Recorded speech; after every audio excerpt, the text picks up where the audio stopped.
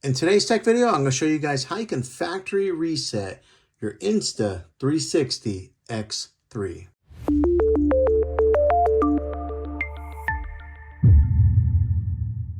Okay, this is a quick and easy way to factory reset your device. Maybe you're getting ready to sell it, or maybe you just want to restore it back to factory settings, like if you were just open it right up out of the box. All right, so here's a quick and easy way to do that. What you're going to want to do is swipe down from the bottom. It brings up this page here. It's got different options. The bottom right corner, you're going to see that gear icon. Go ahead and click on that. All right, and then now it brings up all these different settings, and you're going to want to scroll.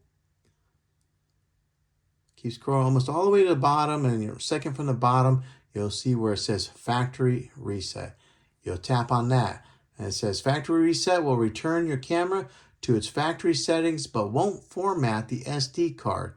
Do you want to reset? So it's two different things, formatting the SD card and doing a factory reset. So make sure you're cleaning out your card or keeping your card, or formatting it if you're wanting to get rid of the camera with a card in it. But this will factory reset your Insta360 X3.